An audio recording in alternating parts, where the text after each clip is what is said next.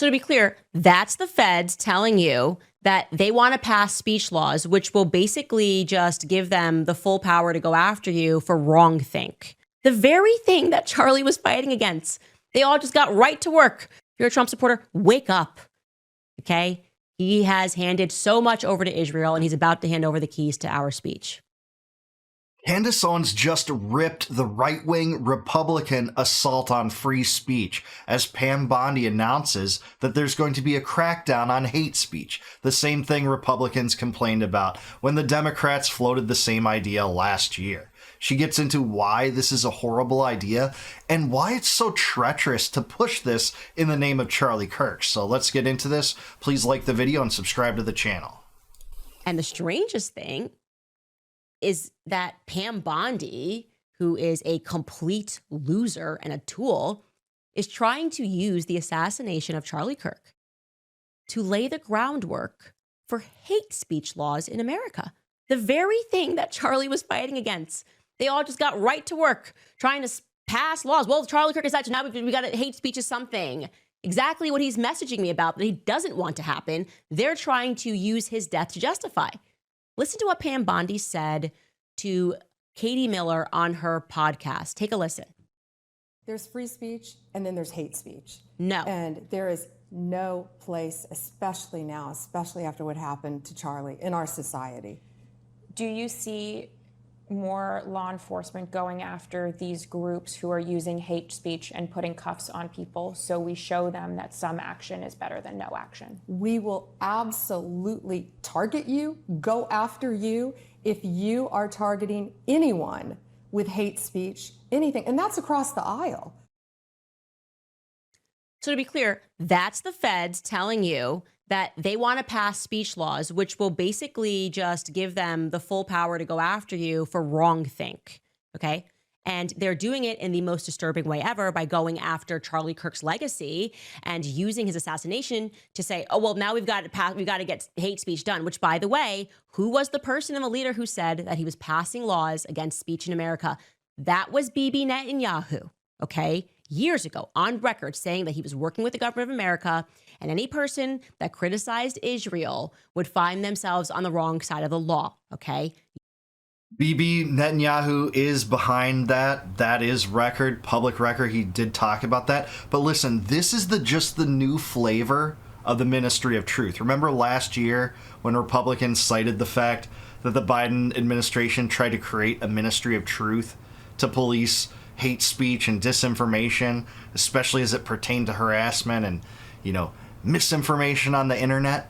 They complained about that. And then prominent Democrats like AOC and Tim Walz and John Kerry and Hillary Clinton and Kamala Harris, the presidential candidate in the end, talked about this openly on the final stretch of their campaign. They got drilled for it by Republicans. Republicans said that this would completely not only tarnish but destroy the First Amendment, destroy our orientation toward a free speech society. And I think they were right. And, now we just have this and we're expected to just pass it just because it's red this time. It's the same thing that they said, almost indistinguishable from Pam Bondi's mouth, but it's just red. So we might as well follow it, right? You can find that clip of him saying that. And now what's happening? Well, we have an occupied administration. There's no question. Trump is occupied by Zionists, okay? He's completely impotent. He's completely powerless. He cannot say anything that goes against Israel or Bibi Netanyahu. He's letting them do whatever they want. No pushback whatsoever. It's very clear Bibi is in control, and his administration is saying that. It's terrible. It's absolutely terrible. But this was the plan, okay? This was the plan. And we have to stand up to this, guys. We have to fight this tooth and nail. The reason they're doing this, obviously, is because they can't win in the free markets. People are, as Megan said, people that are under 30 are anti-Israel. So that means the future of America is anti-Israel. So what they're going to try to do is to pass speech laws, Bolshevik speech laws. They're going to arrest us for saying that we don't support Israel, something that Charlie was passionately against, okay? And we can show you next week clips of him hosting the debate about speech and Israel and whether or not everything was anti-Semitism. And he was very clear in his perception that this is going to increase anti-Semitism, trying Yeah, absolutely so. And the government is always the arbiter of what is and isn't hate speech, by the way. You know what else people in the government have said? That it's anti-Semitic to criticize Israel. That's hate speech.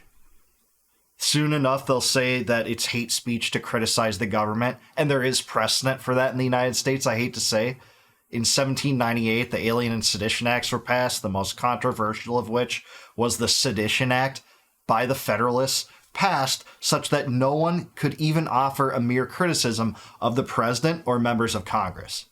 Guess what that inspired? The Kentucky and Virginia resolutions of 1798, written by Jefferson and Madison respectively, that pushed back against this on 10th Amendment grounds and First Amendment grounds. You cannot impede the people's ability to speak freely, especially when it comes to criticizing government. This was also the case in the Espionage Act of 1917, where you had the feds saying, essentially, in that era's lingo, it was hate speech to criticize the Great War, World War I. It was hate speech to rally people against the war and recommend opposing it and non-compliance with it. That's what Eugene Debs did, and he was thrown behind bars for it. He was a socialist. I don't care. That was a serious infringement of his liberty that had serious ramifications and left a lasting precedent that they're trying to revive even today. But it's red. The Kool-Aid is red this time instead of blue. So you don't see that many Republicans pushing back against it now, the same ones that directed a lot of ire toward the administration before. You do see some. I'll give the Republicans that. There's been more pushback against this statement by Bondi than the pushback that Democrats gave toward basically every established Democrat that said this in the eve of the election, but that's the case. To pass speech laws or labeling people anti-Semites for criticizing Bibi Netanyahu. It's all out there, and they're lying to you. Am I wrong or am I cynical for believing that, yeah, the feds are obviously lying, and I would say at some level, in a very big way, were involved in the death of Charlie because they wanted this sort of radical way to push through laws. When something chaotic happens, we usually turn to the government. I mean, 9/11, what did we do? We gave them so much power, right? The Patriot Act. Do whatever, just keep me safe. It's like they see your emotion, they see this global emotion, and they want you to just agree with them that the next step is more power for the government. And this time we're saying no. No, Pam Bondi. No, thank you. Genuinely, why are you in office? How can this administration pretend that they are the same administration that they were in 2016 that were fighting against this? The same administration that was going, oh, well, the George Floyd death, radical Dems, BLM, speech laws. It was wrong when the left did it, and it's wrong now that the right is doing it, which leads me to believe that we are fighting opposite sides of the same coin. It's us versus them, the elites versus the rest of us. That's so true, man. This is so well put by her. I just think she's totally on point with this. This is the uni-party. It's not a left or right thing. It's both sides of the uni-party trying to shove this down our throats. It's the most anti-American thing possible. And it's coming from Pam Bondi, the woman that covered up a sex trafficking ring involving children that was probably part of a foreign intelligence operation. By the way, probably Mossad. And she should have resigned after that, or before that, because back in the first Trump administration, she pushed the seizure of firearms and the banning of bump stocks. And she and Trump agreed on this point when Trump said, hey, I like to take the guns early and then go through due process. Well, I'm sorry, the Fifth Amendment kind of prohibits that. I don't know if you've read that at all, Trump and Bondi. I don't think they have whatsoever. So this is a perfect point. It really is us versus them. It's not left versus right. And them want to consolidate power and seize it from us. This is the case with firearms, our wealth, our speech. Everything related to our own persons and properties is susceptible to Fed violations if we allow this trespass to happen. And she's exactly right. We need to say no. Stick up our palm and say enough is enough. We're not going to take it anymore, just like we should never have taken the Patriot Act. You know, that's only going to be used against the terrorists. And by the way, here's a memo from the government calling, you know, right-wing militiamen terrorists. And here's a memo calling socialists terrorists. And here's a memo that's calling, you know, people with don't tread on me flags terrorists. That was in government memos, one passed by Janet Napolitano. This made news, I think, in like 2010. So yeah, that's what they're trying to do here. The jig's up. We see you for what you are, feds. That's it. Everything else is a mirage. And speaking of free speech, I want to speak about Jimmy Kimmel because he has been pulled off air indefinitely over his comments in the aftermath of Charlie's assassination. So let's take a listen to what Jimmy Kimmel said on his show.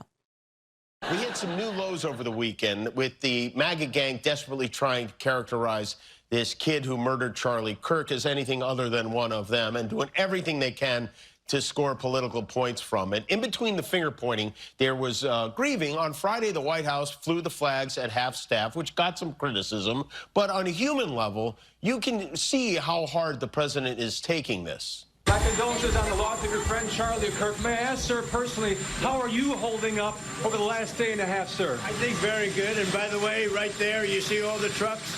They've just started construction of the new ballroom for the White House, which is something they've been trying to get, as you know, for about 150 years. Horrible response by Trump to make it about him, by the way. You know, saying nothing about Kimmel yet. This was such a bad response on his part. Just too ridiculous. And it's going to be a beauty. Yes. He's at the fourth stage of grief, construction. Demolition, construction. This is not how an adult grieves the murder of someone he called a friend. This is how a 4-year-old mourns a goldfish. Okay, so that's what he said. Whether or not you think it was a insensitive joke, okay, I don't think that would have been the justification for saying that he now needs to donate to charity and lose his whole life. And this is what happened. He's taken off air, and some people are saying, hey, Candace, they did this to us. And you're not wrong, right? If you are on the right and you are saying that when the whole George Floyd thing happened, people lost their jobs for saying sensible things or making a joke, you are correct. Like, you are right to say, yes, that absolutely did happen.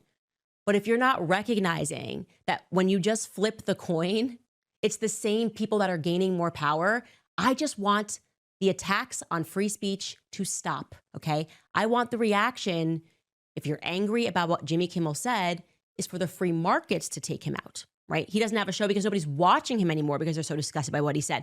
That's what I want. I want us to be in control, right, of where we spend our dollars, of what we're saying, and not like the government to press a button and say, you lose everything because we don't like what you said. Of course, she's exactly right here, too. And there's lots of different contentions on this and how involved the FCC was in pressuring Kimmel's network to make this decision. It seems like his approval ratings have been plummeting for a long time, and rightly so. He got basically everything wrong about the last 5 years, especially pushing the vaccines, pushing the COVID regime, pushing all these nefarious government schemes that Americans are sick of. He's not the man show guy anymore, and, you know, no one trusts this guy. He's a peddler. But at the same time, he has the right to speak too, and the government shouldn't get involved. So I'm not completely clear yet from my reading of stories related to this, how involved the FCC was in pressuring his network to fire him. If it was an independent decision from the network, that's a lot different than if the government's stepping in to intervene.